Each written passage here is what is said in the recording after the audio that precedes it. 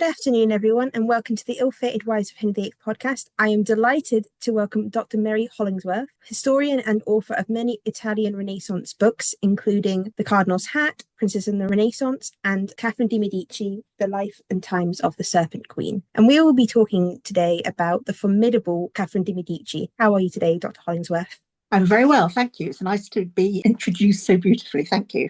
Oh, you're more than welcome. Your books have helped many, many people, including myself, get a deeper understanding of not only Catherine de Medici and the Medicis, but the Italian Renaissance itself. I think a lot of people know a lot about the downfall of the Medicis and perhaps all the families, perhaps not all the intricacies of what went on and how interlinked they are. Because I think you've mentioned in Princess of the Renaissance, they're all related by blood or marriage in some way. So I think people don't really realise that. I think it's extraordinary because the higher up the social sort of rank you were, the more likely you were to marry within your own, in all classes of society, you married within your own class and within your own geographical area. And so, kings married princesses and queens married princes. And so quite quickly, you can see how they would inevitably all be related to each other. And so it is quite complicated. And that's what I'd like to look into. Before we dive deep into the intriguing and dramatic life of Catherine de Medici, I wanted to take a brief look into the powerful family and dynasty that she was born into, obviously being the Medici family from Italy. And for those who are unfamiliar with the political importance and influence of the Medici family and that they had in the 16th century, I was wondering if you could give us a little bit of a background into who the Medicis were, what kind of political roles they played, and what caused their initial rise in power and influence during the late medieval era and the early modern era. The Medici came to Florence probably in the 12th century as migrants from the countryside in the Apennines, sort of the area north of Florence, in between Florence and Bologna, which is mountainous, where it's a period when a lot of people migrated to cities. Florence was growing, you could make money there, and that not entirely unlike today. People felt that if they could get a handhold there, then they could set themselves up for life. And they started out as moneylenders right from the very beginning on a very small scale. And I suppose by the middle of the 14th century, when the Black Death, 1349, hit Italy, they were definitely a banking family rather than a money-lending family. They were one of the sort of medium families. They weren't a grand family in Florence. Florence, incidentally, didn't have aristocrats. It was a republic, and it was run by its merchants. So the merchants who belonged to guilds, it was only guild members who could vote, but all guild members in the city could vote and did vote on political issues and elected committees to run the country. So they were very lucky with the Black Death. They were a family where they didn't lose that many people. They managed to get out into the area, the Mugello and the Apennines, where they'd come from, and they probably had, small houses or cottages there. And they managed to escape town and so escape the Black Death. The people who really suffered were the poor and monastic communities where people lived in close proximity to each other. Anyway, then by the end of the 14th century, they were a little bit better off, but still only relatively moderately successful bankers until Giovanni de Medici gambled and opened a branch in Rome and gambled on a particular cardinal they lent him a lot of money. He wanted to borrow money. They lent him a lot of money, guessing that he was key political figure and that he might well be elected pope, which he duly was. Once the cardinal had been elected pope, then they were the papal bankers and they could make money on a really dramatic scale. And this was what they did. So by 1400, they were very, very rich. And Giovanni de Medici's son, Cosimo, took over the government of Florence, not in his own name, but he had enough supporters elected to the various political committees for him to be able to control the political outcomes of decisions that had to be made, and particularly going to war. I think that was one of the things, and business, economic decisions. So by the middle of the 15th century, they were in charge of Florence, effectively, not as princes, but as bankers. And then Giovanni's son, Cosimo, who'd taken over, his grandson, His son died of gout when he was quite young, and his grandson, Lorenzo the Magnificent, who's probably the best known of the Medici, he wasn't a very good banker. He wasn't a very good moneymaker. He wasn't that interested in the bank. He was interested in grandiose living and in particular in status. And he considered himself to be effectively Lord of Florence rather than just head of the Republic. And to fund this lifestyle, he had to basically corruption and fraud was how he did it. But he was very lucky that he managed to, posing as a rich banker, he managed to get the Pope Innocent VIII on his side, marry his daughter Maddalena to the Pope's son, illegitimate son, and get a red hat, a cardinal's hat, for his son Giovanni. This is the point at which the Medici fortunes change from being impressive bankers to being something quite different, because Giovanni gets elected Pope in 1521 and becomes Leo X. And from that moment onwards, they are on a different level. They're now moving up into the realms of the aristocratic courts. I was just wondering, because when we think of the Medici, we always think of them as being these grand political players. We think of them as being these rich people. But in their time, they weren't really seen as in the same way that we would see, a king or perhaps nobility, because people tended to think of them as social climbers, didn't they? Or was it that they just didn't like that they had so much influence for being bankers? That is quite an important point. I think it was one of the way, the significant thing is that there was a social divide between trade and aristocracy. Aristocracy, they had titles, they owned land, they didn't work in trade, they didn't make money, they had money. And in some ways, it's a bit like, it's not that long ago that it was very similar, broadly similar in England too. The difficulty with the Medici was that, the difficulty with bankers is that money is much more powerful than, if you've got money, you really have got a lot more power than you have if you've just got a title. A king can say, I'm a king, but a very rich banker can, buy him out, if that makes sense. So money is a threat to the exclusivity of the aristocracy. And so this is an era where it was actually quite difficult to jump from trade to aristocracy. And that's something that the Medici did. Unlike most of the other big families in Italian Renaissance politics, the Medici actually did jump from one class to another.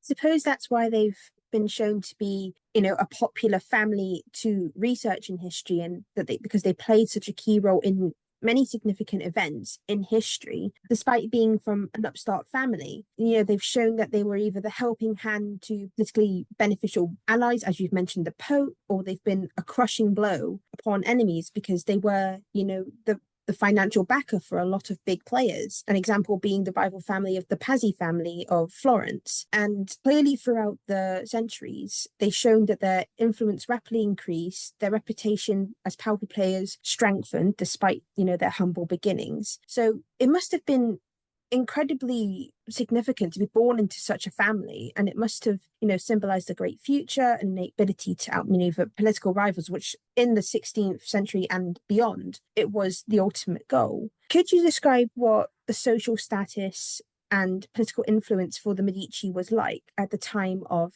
Catherine de Medici's birth? Now, I'm just going to say the Pazzi conspiracy was the point at which they really, which was 1478, was the point at which the Medici really did take hold of power in Florence. But their bank, they may have achieved the status of having a pope in the family, but they didn't, by this stage, they didn't have money, and they did have a problem because their bank basically went bankrupt. So they got big by money, and then they survived by nous and luck to a large extent. It was very lucky that Leo got elected, but they were by this stage really very astute politicians. The Leo X and Clement VII, who was his cousin, his cousin, who was elected Pope shortly after Leo. You had Leo, then you had another Pope who reigned for a very short period of time. Then you had Clement VII. So that's two Medici popes who effectively reigned for nearly 20 years. And it was during this point at which Francis I needed an alliance with the Pope, because with his struggle against the Holy Roman Emperor Charles V, and he needed an alliance with the Pope and was prepared. One of the ways of doing it, of making political alliances, was to cement them by having a marriage between each side. And that is the sort of basis of why Catherine de Medici married into the French royal family. So her status at that stage, a bit difficult to explain. So her father was known as the Duke of Urbino, but the reason he was Duke of Urbino was because he was Leo X's nephew, and Leo X had toppled the rightful Duke of Urbino and given Urbino to Lorenzo. So Lorenzo could walk around saying he was the Duke of Urbino. But I don't think there were many people in Italy who really thought that was a very likely.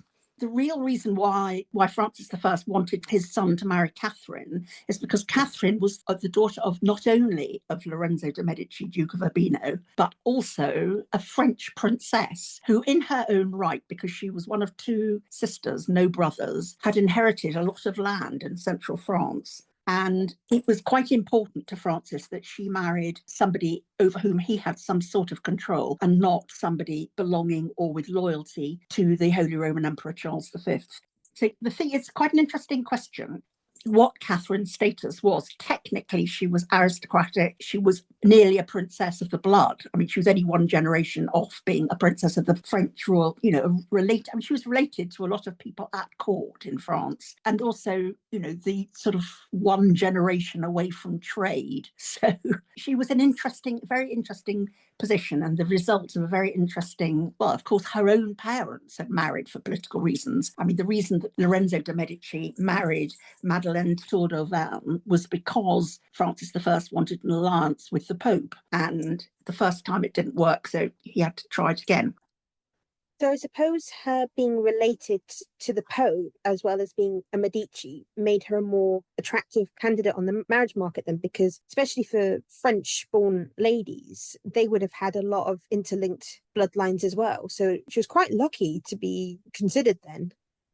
Yes, I mean, the interesting thing is because she was the only Medici female that was available really on the marriage market, she was actually in quite a lot of demand from right across Europe. For example, the King of Scotland was hoping to marry her to his son, and Henry VIII did toy with the idea of marrying Catherine to his illegitimate son, the Duke of Richmond. So there were quite a lot of people after her, but the whole deal was always going to be political because of who she was, because she was the niece or the great niece, cousin, whatever, of the Pope. So it was always going to be political, and it was always going to be the papal decision. Yes, Clement VII's decision about Catherine that would agree to ally her with France.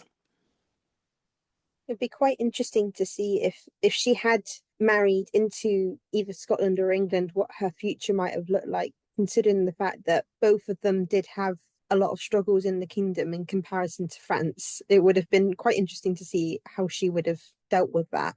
It would have been. She would have been in a totally different political situation. And I think one of the things that is clear about Catherine is that, she really did understand what was expected of her, the way that she was expected to behave in a way that not all the royal rulers of Europe did.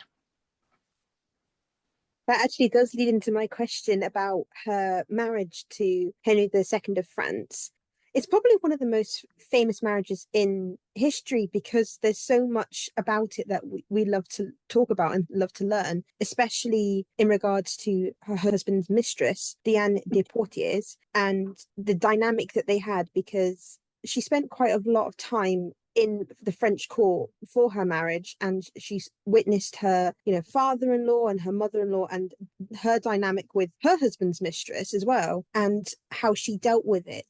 It was kind of a partnership almost in a way between her mother-in-law and the mistress. I was wondering if it's a similar kind of dynamic between Catherine and her husband's mistress, Diane de Poitiers, who obviously exerted a lot of influence over him, both politically and within his marriage, as I think a lot of people strongly believe that it is Diane who actually helped Henry and Catherine in the marital bed, getting the heirs they needed. As you even said yourself, that the lesson in how the mistress-wife dynamic could work was one that was not lost on Catherine. And I was just wondering if you could provide us with some insight into how watching the dynamic of her in-laws along with a mistress enabled Catherine to handle the possible scandalous matter in a way that would benefit her in the way that other 16th century queens such as Catherine of Aragon or Anne Boleyn just weren't able to. I mean, one of the things that really helped her is that Francis I's wife, so her mother-in-law, was actually, strictly speaking, not her mother-in-law. It was Francis II's second wife, and she was the sister of Charles V. And she knew she was a political wife, and presumably they had to have slept together just to consummate the marriage. But there was never any. They were good. They were partners and they both knew exactly what they had to do, both king and queen, and also the mistress knew exactly what to do and how to behave. And they, by all accounts, I mean, I wouldn't go so far as to say they got on well, the mistress and the wife, but they certainly understood the roles that the mistress plays to the queen and the queen plays to the mistress. And it was more complicated in Catherine's case because, firstly, she was quite young when she married, and secondly, the mistress was older. Catherine's husband's mistress was older than, her father-in-law's mistress. And the court was very much divided between the two sides. One, the king and the women that surrounded him. And on the other side, Henry II, who was the heir, and his mistress and the people who surrounded them. And that was a sort of beginning of a political divide that was going to become very complicated. Catherine, I would say, played her part perfect. She knew that she was the figurehead. She was queen in name. She was the ceremonial figure, and she had to behave in that way. And Diane de Poitiers would not interfere. But Diane de Poitiers did interfere quite considerably in an awful lot of ways. It's quite difficult to describe. She couldn't have children. I don't know whether she couldn't have children, but she chose not to have children with Henry. We don't quite know enough about that. I think the fact that the only aid that she gave regarding Catherine in the marital bed would have been to say, please do it. Because she married in 1533, and it was not until 1545 Catherine had her first son, her first child. And during those years, particularly after she became Dauphine in 1536, those 10 years, her father-in-law was absolutely desperate for her to have an heir and got on with Catherine and was perfectly happy with her, but was very angry with his son, who just wouldn't do the business. And eventually, when he did do the business, they then produced 10 children. So, I mean, it's not like there was the slightest problem about her being barren or him being infertile or anything like that. They produced a lot of children, most of whom lived, which is also surprising in those days. So what is really tragic is the way that Diane de Poitiers interfered with the marriage of Catherine and Henry's, and particularly with regard to the children. And she would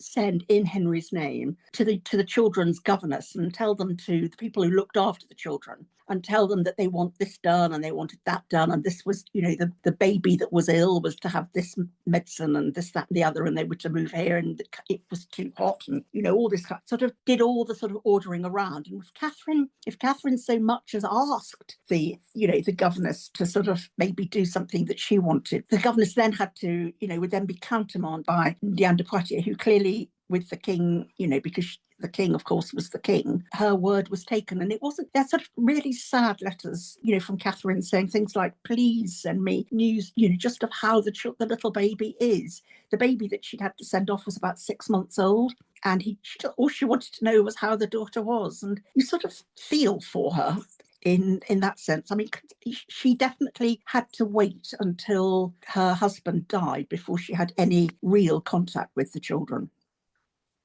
It's very sad to hear that a mistress gets to take over a queen's relationship with the children, because you'd think that she would actually try and help build the relationship between the queen and the children, because that would only keep things right. But it almost seems like Diane had a, if not overbearing influence, a kind of malicious influence, because she had her own daughters at court, did she not?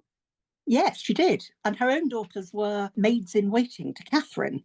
I mean, the interesting thing is when Henry died, Catherine kept the daughters on, as part of her maids in waiting. Diane had to leave court, but the daughters were able to stay, which always strikes me as a sign that Catherine herself was not particularly vindictive. But she didn't like Diane de Poitiers, and I can't say, that is reasonable.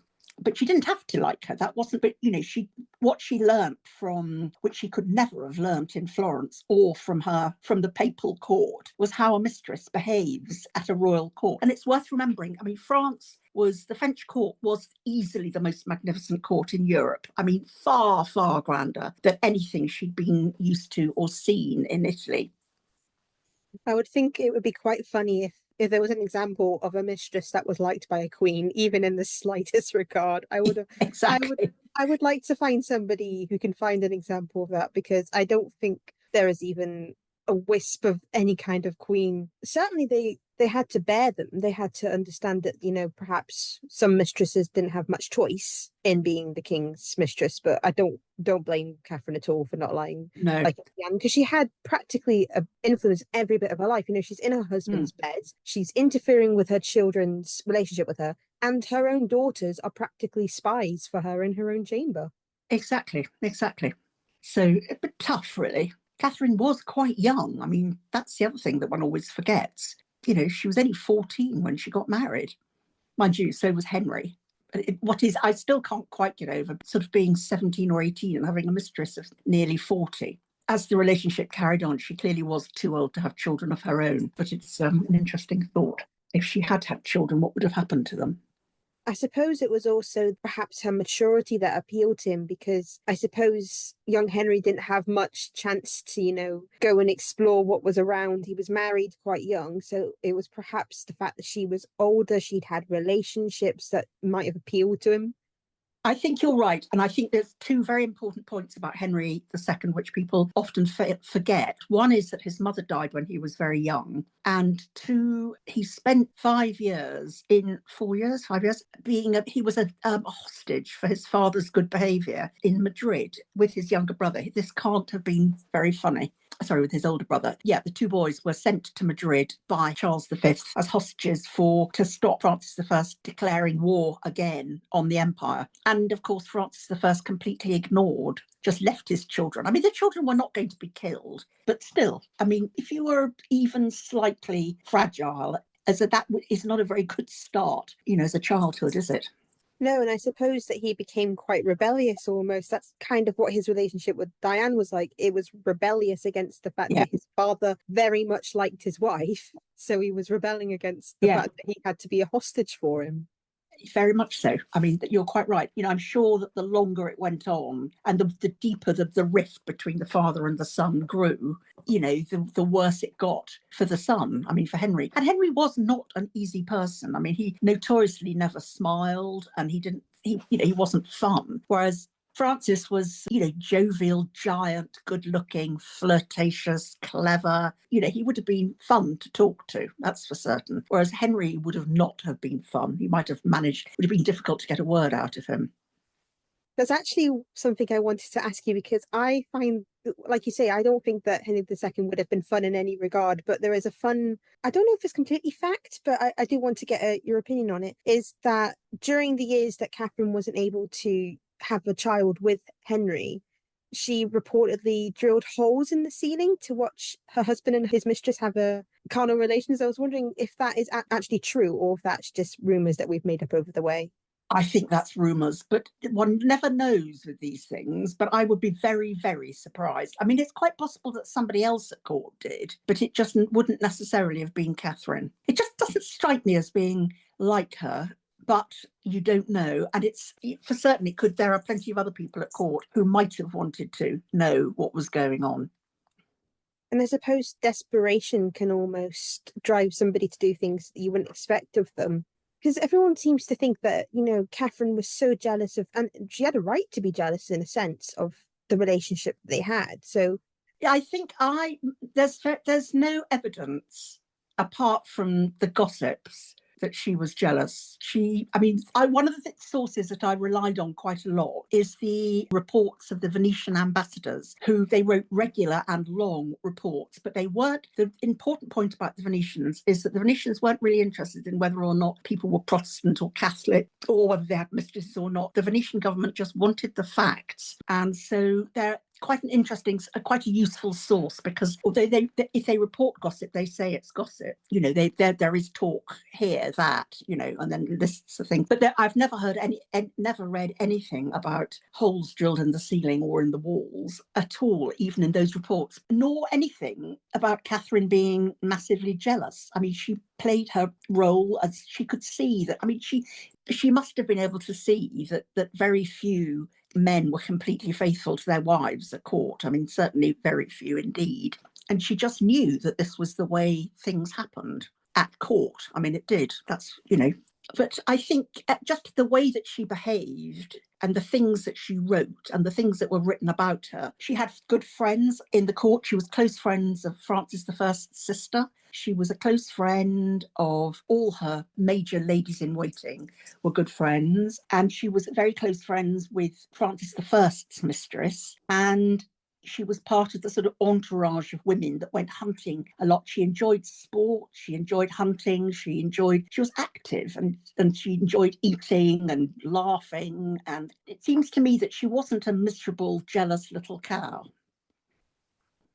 I suppose it's one of those things that with all influential women, there always seems to be one myth or spread rumor that we seem to think is real, especially with you see with Anne Boleyn that, you know, she had a stick finger or loads of other things. And that's one of the things that has also stuck with Catherine, is not just the people believing that she drilled holes in the wall, but the fact that she was this poison princess, because throughout her time as Queen Consort and then as Queen Regent over her three sons, this would have been a dangerous position to be in, especially for any woman in a patriarchal society, even a woman who has been queen, because she was the most powerful woman in France at that time. And people believe that she went to extreme measures of using poison to quietly remove any obstacles to her power, and is used as the reason for some of her enemies' downfall. And I was just wondering, can you give us a little information into, firstly, whether this theory of her being the poison princess is true,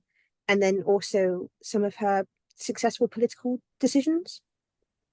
Gosh, that's a very big subject. Okay, so first about the poison, there is no evidence whatsoever, even in amongst the gossips at court, that she was a poisoner up until the point, sort of very shortly after the St Bartholomew's Day massacre, which is 1578. So towards the end of her life, when a Protestant pamphlet is published afterwards to blame the massacre on her. Now, this is a massive, complicated issue, and people have argued about it, I suppose, ever since 1579. Some of the stories in this pamphlet are so outrageous that they couldn't possibly. There's absolutely no evidence of them being true. And you know, Catherine's friends said it was all lies, and Catherine's enemies said it was all true. I mean, that's what you'd expect, really. Either fake news or true news. I mean, it's very difficult to tell. But that is the point at which the poison stories and the witchcraft stories and the sleeping of the sort of, I don't know about the holes drilled in the walls, because I haven't come across that one myself. But all the stories about her being greedy for power, all this sort of thing, they all start immediately after the St Bartholomew's Day massacre. Now, one of the interesting points about France is that it isn't possible to be queen in France with power. So in a way, although Elizabeth could inherit the throne and Mary could both inherit the throne in England, no princess could inherit the throne in France, because the Salic law in France bans women from sitting on the throne. So Catherine was regent very briefly for her youngest son, for her middle son, who was very young. He was 10 and she was regent, from 10 to 13. And apart from that, she was just the queen mother. She didn't hold a position of power except anything that was granted to her by her son. So, for example, she was usually a member of the Privy Council, which is the sort of advisory committee. I mean, we still have a Privy Council in England, although it's not remotely powerful. But it was an advisory committee that the king would meet with and discuss issues of the day, discuss issues about what needed to be done. So Catherine, the idea that she was power hungry is slightly bizarre, because there was no power for her to have. Her sons were the kings, apart from the point when she was regent for her second son, Charles, and the rest of the time, the sons were kings. It was the sons that took the decisions, not her. and all she could do was be supportive.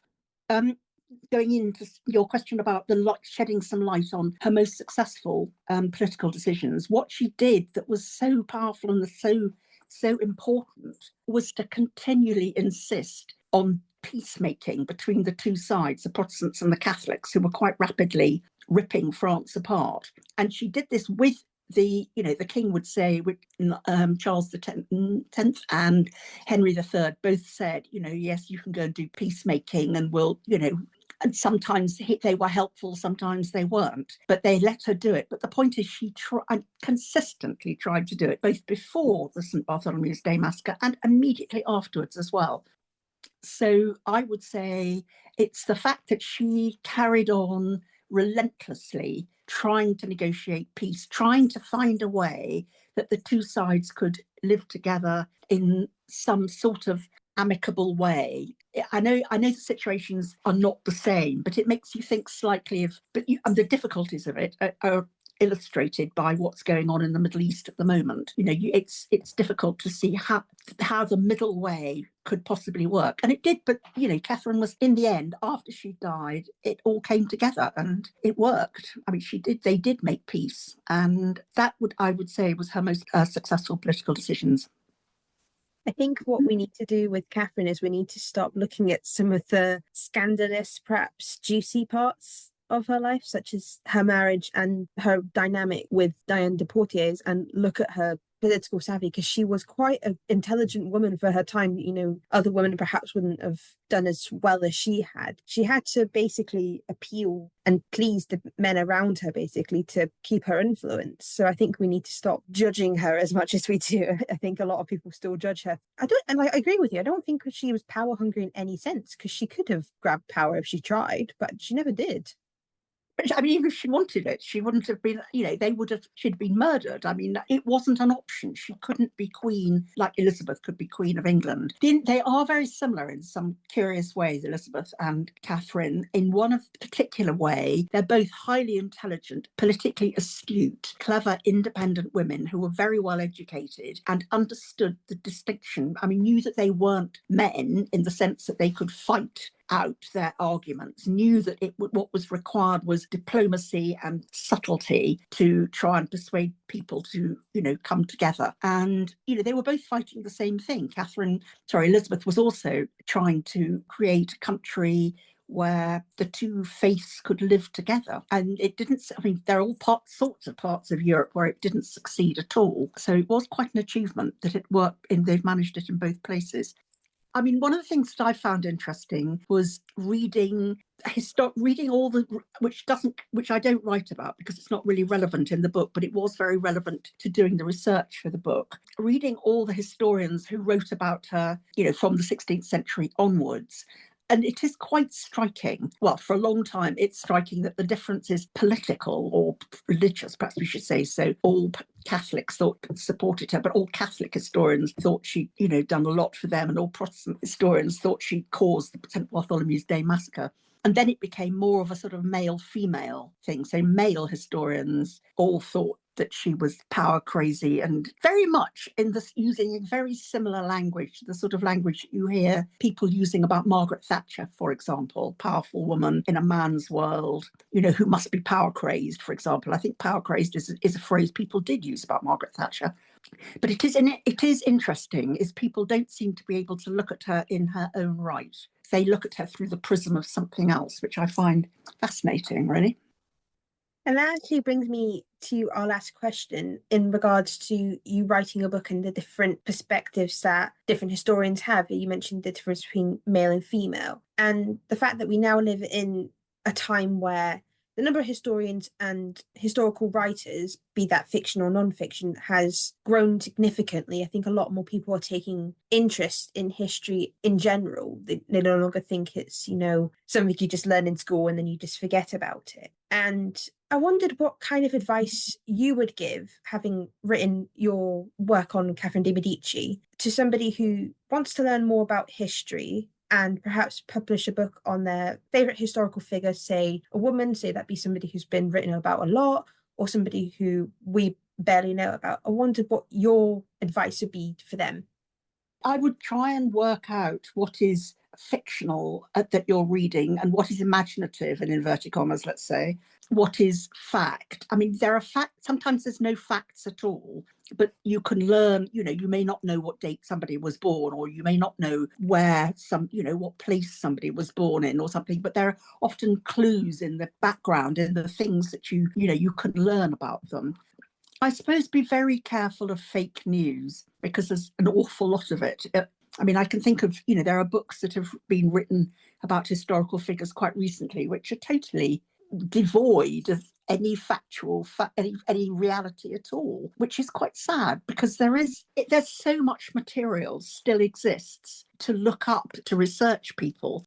There are hundreds of people, and certainly hundreds of political figures. I mean, not necessarily males, but also females at courts across Europe who are reasonably well documented. I mean, some are much more interesting than others, it does have to be said. But I think, there's the thing is, it is fascinating. The past is another country in one sense, but it's not in another.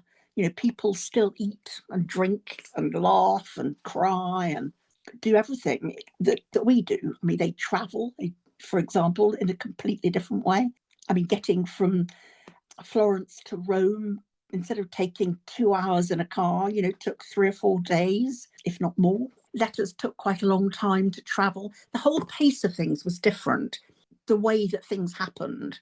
So lots of things, one of the excuses you always had, which you don't have now, is, the letter was in the post. I have written, it just hasn't got to you. Well, nowadays, if an email hasn't got to you, it's because, well, it's very rare that it gets lost. It's either gone into your junk box or somebody else's junk box, or it's being ignored. Do you know what I mean? So it is, the times are different. I mean, one option is always to look at a historical figure through a modern prism, but I'm not altogether sure that's terribly valid in terms of learning what the historical figure was actually about.